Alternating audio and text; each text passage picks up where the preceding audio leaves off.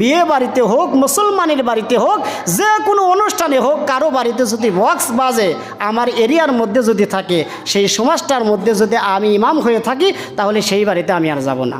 তাআওয়ানু আলাল বিররি ওয়াত তাকওয়া ওয়ালা তাআওয়ানু আলাল ইসমি ওয়াল উদওয়ান। আল্লাহ তাআলা বলছেন, তোমরা সৎ কাজ এবং খোদা ভীরুতার কাজে একে অপরকে সাহায্য করো। ওয়ালা তাআওয়ানু আলাল ইসমি ওয়াল উদওয়ান।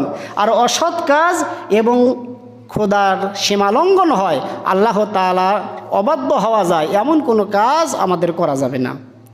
এটা হচ্ছে আল্লাহর সরাসরি আদেশ। সূরা মায়েদা আয়াত নাম্বার 2। আল্লাহ তাআলা আমাদেরকে বলছেন, তোমরা সৎ কাজ নিজে করবে এবং খোদা বিরুতার যতগুলো কাজকর্ম রয়েছে প্রত্যেকটা কাজে একে অপরকে সাহায্য করবে। আর অসৎ কাজ এবং সীমালঙ্ঘনের যেই সমস্ত কাজগুলো রয়েছে সেইটা নিজে করবে না, এবং অপর কোনো ব্যক্তি যদি করতে চায় তাহলে তাকে করতে দেবে না। এটা আল্লাহ তাআলার আদেশ। এখন আমরা যদি সৎ কাজ করি আমাদের অবস্থাটা কেমন হবে, আর যদি না করি তাহলে আমাদের অবস্থাটা কেমন হবে, আল্লাহ তাআলা তার রাসূলের মাধ্যম দিয়ে জানিয়ে দিচ্ছেন কি করতে হবে। নিজে সৎ কাজ আগে করতে হবে, এরপরে অপরকে উৎসাহিত করতে হবে সৎ কাজ করার জন্য। এখন আমার যদি সেই শক্তি না থাকে, বিগত দিনেও হাদিসটা অনেকবার বলা হয়েছে, তারপরেও যেহেতু আজকে সৎ কাজের আদেশ এসেছে এজন্যই বলতে হচ্ছে। আল্লাহ নবী বলছেন, মুসলিম শরীফের হাদিস, মান রাআ মিনকুম মুনকারান ফালইয়ুগাইয়িরহু বিয়াদিহি। আল্লাহ তাআলা তার রাসূলের মাধ্যম দিয়ে জানিয়ে দেন, মান রাআ মিনকুম মুনকারান ফালইয়ুগাইয়িরহু বিয়াদিহি ফাইল্লাম ইস্তাতি ফাবিলিসানিহি ফাইল্লাম ইস্তাতি ফাবিকলবিহি ওয়া যালিকা আদআফুল ঈমান আও কামা ক্বালা আলাইহিস সালাতু ওয়াস সালাম। আল্লাহর নবী বলেন, যখন তোমরা কি করবে, একটা খারাপ কাজ দেখবে, সেই খারাপ কাজটা দেখার পরে তোমরা কি করবে, আগে হাতের দ্বারা বাধা প্রদান করো। এখন তোমার কাছে যেই কাজটা একজন করে সেই ব্যক্তি তোমার চাইতে শক্তিশালী, তুমি হাতের দ্বারা পারো না, ফাইল্লাম ইস্তাতি ফাবিলিসানিহি, তোমার বক্তব্যের দ্বারা সেই কাজটাকে তুমি বাধা প্রদান করো। এখন সেটাও পারো না, তোমার সেই শক্তি নাই, মুখ দিয়ে বলতে পারো না, ফাইল্লাম ইস্তাতি ফাবিকলবিহি, তোমার অন্তর থেকে ওই কাজটাকে ঘৃণা করো, ওই কাজটাকে অপছন্দ করো। ওয়া যালিকা আদআফুল ঈমান, এইটাই হচ্ছে ঈমানের সর্বনিম্ন শাখা। আল্লাহ নবী বলছেন তারপরেও সে ঈমানদার হবে।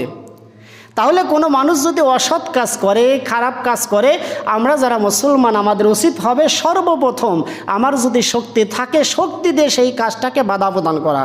এখন শক্তি দিয়ে পারি না, আমি বক্তব্য দিয়ে সেই কাজটার বিরোধিতা করব। এখন এটাও পারি না, সর্বশেষ হলো আমি অন্তর থেকে ওই কাজটাকে ঘৃণা করব।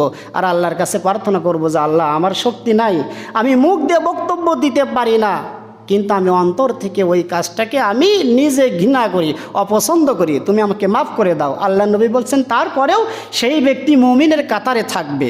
আর আমি মুখের দ্বারা বাধা প্রদান করলাম না, হাতের দ্বারা বাধা প্রদান করলাম না, অন্তর থেকে ওই খারাপ কাজটাকে ঘৃণা করলাম না, অপছন্দ করলাম না, তাহলে মুমিনের দপ্তরে আমার নাম লেখা থাকবে না। তাহলে অপশন কিন্তু তিনটাই আছে। আমার শক্তি থাকলে আগে হাতের দ্বারা, না থাকলে মুখের দ্বারা, এরপরে যদি নাও পারি অন্তর থেকে ওই কাজটাকে অপছন্দ করা। এই হাদিসটা অন্য হাদিসের মধ্যে এসেছে। আল্লাহ নবী বলছেন, আন উমর ইবনুল খাত্তাব রাদিয়াল্লাহু তাআলা আনহু ক্বালা রাসূলুল্লাহ সাল্লাল্লাহু আলাইহি ওয়াসাল্লাম, ইন্নাহু তুসিবু উম্মতি ফি আখিরি জামানি মিন সুলতানিহিম শাদাইদু লা ইয়ানজু মিনহু ইল্লা রাজুলুন আরাফা দীনাল্লাহি ফাজাআদা আলাইহি বিলিসানিহি ওয়া ইয়াদিহি ওয়া কলবিহি ওয়া রাজুলুন আরাফু দীনাল্লাহি ফাসাদ্দাকা বিহি ওয়া রাজুলুন আরাফা দীনাল্লাহি ফাসাকাতা আলাইহি ফাইন রাআ মান ইয়ামালিল খায়রা আহাব্বাহু আলাইহি ওয়া ইন রাআ মান ইয়ামাল বিবাতিলিন আবগাদাহু আলাইহি ফাযালিকা ইয়ানজু আলা ইবতানিহি কুল্লিহি। রাওয়াহুল বাইহাকি আও কামা ক্বালা আলাইহিস সালাতু ওয়াস সালাম। কিতাবের নাম মিশকাতুল মাসাবিল দাখিল বাবুল আমরু বিল মারুফ নামক অধ্যায়ের 3য় পরিচ্ছেদের 4922 নম্বর হাদিস, আর মিশকাতুল মাসাবিল দাখিলের মধ্যে 502 নম্বর হাদিস। এই হাদিসের মধ্যে দেখেন, আমাদের কাছে যখন একটা খারাপ কাজ সংগঠিত হবে তাহলে আমাদের কি করতে হবে। আল্লাহ নবী বলছেন, শেষ জামানায়, আমরা যেই জামানাতে চলে এসেছি, এই শেষ জামানায় এমন কিছু বালা মুসিবত, এমন কিছু বিপদ আপদ মানুষের কাছে আপতিত হবে, অর্থাৎ মানুষের কাছে চলে আসবে। সেই বিপদ আপদগুলো তাদের কাজের জন্য আসবে না, তাদের কর্মের জন্য আসবে না, আসবে কাদের পক্ষ থেকে? সেই দেশের যারা রাজা থাকবে, বাদশা থাকবে, শাসক থাকবে। এই রাজা, বাদশা, শাসকগণ তারা খারাপ কাজ করবে, খারাপ কাজের প্রতিফলটা তাদের জনগণের উপর চলে আসবে। সাহাবাই কিরামগণ বললেন, ইয়া রাসূলুল্লাহ, ইয়া হাবিবাল্লাহ, তাহলে সেইখান থেকে সাধারণ মানুষ বাঁচবে কেমন করে? আল্লাহর নবী তখন বললেন, সাদাইদুল্লাহ ইয়ানজু মিনহু ইল্লা রাজুলুন আরাফা দীনাল্লাহি ফাজাহাদা আলাইহি বিলিসানিহি ওয়া ইয়াদিহি ওয়া কলবিহি ফাযালিকাল্লাযী সাবাকাত লাহু সাওয়াবিক।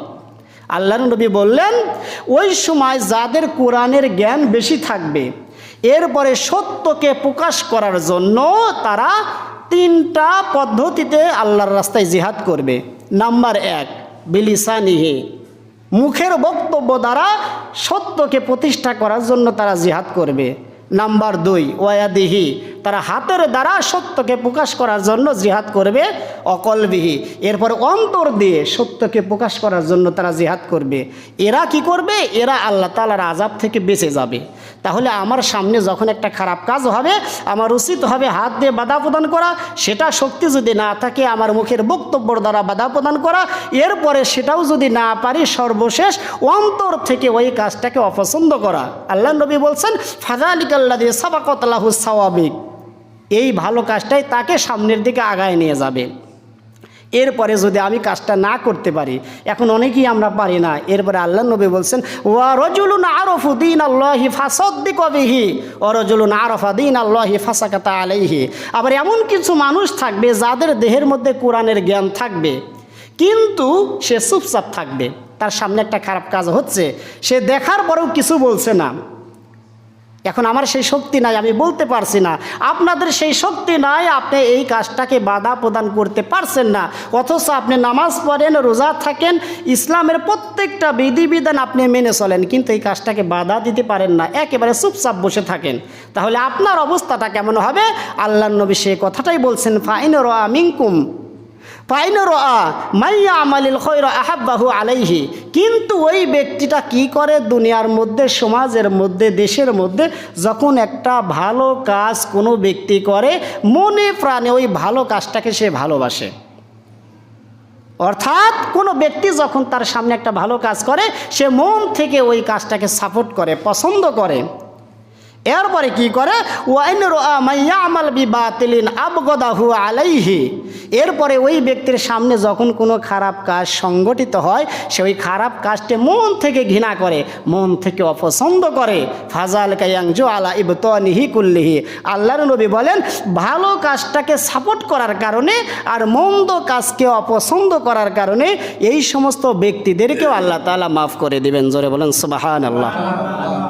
তাহলে 2টা অপশনই কিন্তু আছে মুসলমানদের জন্য। আমার সামনে যখন একটা খারাপ কাজ সংগঠিত হচ্ছে, আমার কর্তব্য হলো হাতের দ্বারা বাধা প্রদান করা। হাতের দ্বারা পারবো না, বক্তব্যের দ্বারা বাধা প্রদান করা। বক্তব্যের দ্বারাও যখন পারবো না, আমি অন্তর থেকে ওই কাজটাকে অপছন্দ করব। এরপরে 2য় ধাপ হলো, আমি নামাজ পড়ে, রোজা থাকি, ইসলাম ধর্মের প্রত্যেকটা বিধিবিধান মেনে চলে, কিন্তু সরাসরি হাতের দ্বারা পারি না, মুখের দ্বারা পারি না, অন্তর দেও ঘৃণা অনেক সময় করতে পারি না। কিন্তু যখন একটা ভালো কাজ সংগঠিত হবে, ওই ভালো কাজটাকে অন্তর থেকে ভালোবাসবো, আর খারাপ কাজকে অন্তর থেকে আমি অপছন্দ করব। এই 2টা অপশনই মুসলমানদের উপর আল্লাহ তাআলা দান করেছেন। তাহলে 2টার মধ্যেই আমাদেরকে থাকতে হবে, তাহলে আমরা নাজাত পাবো। এখন আমাদের সমাজের মধ্যে, দেশের মধ্যে যেই খারাপ কাজগুলো সংগঠিত হয়, এখন যদি এই কাজকে আমি হাতের দ্বারা, মুখের দ্বারা, বক্তব্যের দ্বারা, অন্তর দ্বারা যদি বাধা প্রদান না করি, তাহলে আমার অবস্থাটা কেমন হবে? 2য় হাদিসে সেটা বলা হচ্ছে, যখন একটা মানুষ খারাপ কাজ দেখছে, আমার সমাজের মধ্যে বিয়ে হচ্ছে, বিয়ে বাড়িতে নাচ হচ্ছে, গান হচ্ছে, বড় বড় বক্স বাজানো হচ্ছে, মুসলমানের অনুষ্ঠানে যখন ছেলেকে মুসলমানি দেওয়া হয়, 7 দিন ধরে একাধারে এই নাচ, গান, ঢোল, তবলাগুলো বাজানো হয়। এইটা কেমন? আসলে এইটা কেমন, কতটুকু খারাপ? আমি মুসলমান, আমার সন্তানের মুসলমানি দিলাম, 7 দিন পর থেকে একেবারে একটানা 7 দিন তার বাড়িতে বক্সগুলো বাজে। আপনার কি একটু লজ্জা করে না? একটু কি লজ্জা হয় না? আমি যে এই বক্স বা গানগুলো বাজানো হচ্ছে, যেই বাজনাগুলো হচ্ছে, যেই সাউন্ডগুলো হচ্ছে, আমার বাড়ির পাশে একটা অসুস্থ মানুষ থাকতে পারে, আমার বাড়ির পাশে একটা বৃদ্ধ মানুষ থাকতে পারে, একটা ঘরে পড়া অবস্থা একটা মুমূর্ষু ব্যক্তি থাকতে পারে। এই গানের শব্দ যখন তার কানের মধ্যে যাবে তার অবস্থাটা কেমন হবে, তার রোগ বেড়ে যাবে। শুধু এখানেই শেষ নয়, ছোট্ট ছোট্ট মাসুম বাচ্চারা যারা রয়েছে, 1 মাস 2 মাস 3 মাস বয়সের বাচ্চারা, তাদের কানে যখন এই গানের আওয়াজটা যাবে, এই বাজনাটা যাবে, তখন তার এই শিশু বাচ্চার অবস্থাটা কেমন হবে। হায় আফসোস। তবে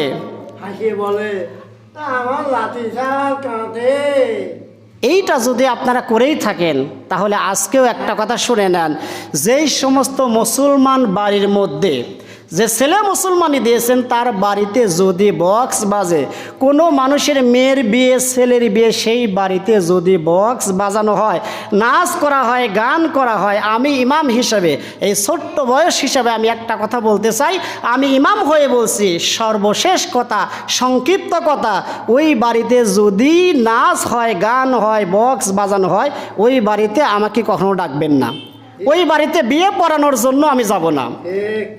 এখন যদি মনে করেন যে হুজুর আপনি যাবেন না, ভালো কথা, তাহলে অন্য হুজুরকে দিয়ে আমি বিয়ে পড়ায় নেব, যাই আলহামদুলিল্লাহ, আমার কোনো আফসোস নাই। যেই বাড়িতে, যেই মুসলমানের বাড়িতে মেয়ের অনুষ্ঠানে বাবা অনুমতি দিয়ে সন্তানদেরকে বড় বড় বক্স এনে নাচ করে, গান করে, ডিজে পার্টি করে, ওই বাড়িতে কখনো আমি যাব না। এখন যদি আপনি মনে করেন এই হুজুরকে দরকার নাই, আমার হুজুর অনেক আছে, আমি বলি আলহামদুলিল্লাহ, আপনি নিয়ে আসেন, তাকে আপনি নিয়ে আসেন, এরপরে আপনার মেয়ের বিয়েটা পড়ায় দেন, আলহামদুলিল্লাহ, আমি শুকরিয়া আদায় করব। কিন্তু এই কথাটাও স্মরণ রাখেন, আমার সমাজের মধ্যে, আমার যতটুকু এরিয়া আছে, এই এরিয়ার মধ্যে কোনো বাড়িতে যদি বক্স বাজানো হয় বিয়ের অনুষ্ঠানে, মুসলমানের অনুষ্ঠানে, সেই বাড়িতে আমি যাব না। আপনি আমাকে ডাকলেন না, এটাতেও আমি খুশি। তবে এরপরে আরও কিছু কথা আছে। আপনার বাবা যখন মারা যাবে, আপনার মা যখন মারা যাবে, আপনার সন্তান যখন মারা যাবে, আপনার ভাই যখন মারা যাবে, যখন জোহরের সময় মারা গেল, জানাজা নামাজ পড়তে পড়তে যদি রাত 10টাও বাজে আমাকে ডাকছেন, সেই দিন যখন এসে আমাকে ডাকবেন যে হুজুর আমার বাবা মারা গেছে, 11টায় জানাজা, রাত 10টায় জানাজা, সেই দিন আমি উত্তরে একটা কথাই বলবো, যেই হুজুর আপনার মেয়ের বিয়ের মধ্যে গান বাজানোর পরে, নাচ করার পরে, গান করার পরে, ডিজে পার্টি করার পরেও আপনার বাড়িতে এসে বিয়ে পড়াইছে, সেই হুজুরকে আজকে আপনি ডেকে নিয়ে আসেন, আমি যাব না।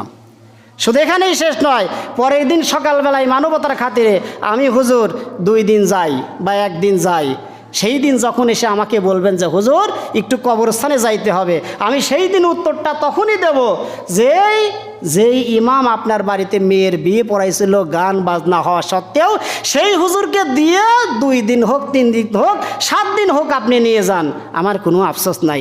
সেই দিন আপনার সাথে আমার বোঝাপড়া হবে। আপনি মুসলমান, আপনার লজ্জা করে না? মেয়ের বিয়ে দেয়, ছেলের বিয়ে দেয়, বাবা নিজে নাচ গান করে, এর চাইতে আর দুঃখজনক কথা, এর চাইতে আর কষ্টজনক কথা কি হইতে পারে? আল্লাহ নবীর স্পষ্ট হাদিস, আল্লাহ নবী বলছেন, আল মুসলিমু মান সালিম আল মুসলিমুনা মিন লিসানিহি ওয়া ইয়াদিহি, ওই মুসলমান সবচাইতে খাঁটি মুসলমান যার হাত এবং মুখ থেকে অপর তার পার্শ্ববর্তী মুসলমানেরা নিরাপদে থাকে। অথচ আমি গান বাজনা করছি, আমার পাশের বাড়ির লোকজন ঘুমাতে পারে না, আপনি যে ঘুমে ডিস্টার্ব করলেন, একটা বাচ্চাকে যে অসুবিধা করলেন, একটা অসুস্থ মানুষকে তার শরীরের রোগকে বৃদ্ধি করে দিলেন, এর জন্য কিয়ামতের দিন আপনাকে জবাবদিহিতা করতে হবে। আপনি কোথায় কি করছেন একটু আপনার চিন্তা হয় না? এজন্য আজকে ভাষাটা একটু করাই করলাম, বিগত দিনে যেটা করেছেন সেটার জন্য আল্লাহ তাআলার কাছে মাপ চাইব যে আল্লাহ এদেরকে ক্ষমা করে দাও, হেদায়েত দান করে দাও, আল্লাহ তাআলা আমাকেও ক্ষমা করে দাও। কিন্তু এখন থেকে শুরু করে কোনো বাড়িতে যদি বিয়ে বাড়িতে হোক, মুসলমানের বাড়িতে হোক, যে কোনো অনুষ্ঠানে হোক, কারো বাড়িতে যদি বক্স বাজে, আমার এরিয়ার মধ্যে যদি থাকে, সেই সমাজটার মধ্যে যদি আমি ইমাম হয়ে থাকি, তাহলে সেই বাড়িতে আমি আর যাব না। এরপরে যার যত ইচ্ছা বাজান, কিন্তু এটাও মনে রাখেন আগে এবং পরে হিসাবটা করে নিন। এজন্য আসুন দেখেন সর্বশেষ যে হাদিসটা, আপনার সামনে যদি একটা খারাপ কাজ সংগঠিত হয় তাহলে অবস্থাটা কেমন হবে? হযরত জাবির রাদিয়াল্লাহু তাআলা আনহু বলছেন, আওহাল্লাহু আযজা ওয়া জাল্লা ইলা জিবরাইল আলাইহিস সালাম আন আকলি মাদিনাতান কাযা ওয়া কাযা বিআহলিহা ফাকালা ইয়া রাব্বি ইন্না ফীহিম আবদাকা ফুলালান লাম ইয়াসিকা তারফাতা আইনি ক্বাল ফাকালা আকলিবহা আলাইহি ওয়া আলাইহিম ফাইন্না ওয়াজহাহা লাম ইয়াতামাআর ফি সাআতিন কজ্জুন রাওয়াহুল বাইহাকি আও কামা ক্বালা আলাইহিস সালাতু ওয়াস সালাম। বাইহাকি শরীফের হাদিস, আল্লাহর নবী বলছেন আল্লাহ তাআলা জিবরাইলকে পাঠিয়ে দেন, যাও জিবরাইল অমুক এলাকার মধ্যে মানুষ বিশৃঙ্খলা করছে, মানুষ বিপদগামী হয়ে গেছে, ওই এলাকার মধ্যে যাও, এরপরে ওই এলাকার বাসিন্দা সহ ওই এলাকাটাকে উল্টিয়ে দাও। অর্থাৎ আমরা জমিনে বসবাস করি, আল্লাহ তাআলা জিবরাইলকে আদেশ করেন ওই এলাকাটাকে একেবারে উল্টিয়ে দাও। উল্টিয়ে দেওয়ার অর্থ এই নয় যে আমাদেরকে একবারে মাটির সাথে মিশিয়ে দাও, আল্লাহ তাআলার আযাব গজবে তাদেরকে শেষ করে দাও। জিবরাইল তখন আল্লাহকে বলেন ফাকালা ইয়া রব্বি ইন্না ফীহি মা'আবদাকা ফুলানান লাম ইয়াসকা তরফাতা আইনি কল, আল্লাহ তোমার ওই গ্রামের মধ্যে এমন কিছু ভালো মানুষ আছে যারা নামাজ পড়ে, রোজা থাকে, ইসলাম ধর্মের প্রত্যেকটা বিধিবিধান মেনে চলে, কিন্তু তারা তো খারাপ কাজ করেনি, তাদেরকে আমি মারবো কেন, তাদেরকে আমি আযাব দেব কেন? তখন আল্লাহ তাআলা বলেন ফাকালা আকলিবহা আলাইহি ওয়া আলাইহিম ফাইন্না ওয়াজহাহা লাম ইয়াতামাআর ফি সাআতিন কজ্জুন। ও জিবরাইল তুমি কি দেখো না ওই ব্যক্তির এলাকার মধ্যে একটা খারাপ কাজ সংগঠিত হয়, ওই খারাপ কাজটা দেখে ওই অন্তরের মধ্যে একটু প্রতিক্রিয়া সৃষ্টি হয় না? ও নামাজ পড়ে, ও রোজা থাকে, কিন্তু একটা খারাপ কাজ ওর এলাকার মধ্যে হচ্ছে, ও যদি পারে সেইটা বন্ধ করতে পারবে, কিন্তু সেইটাও বন্ধ করে না।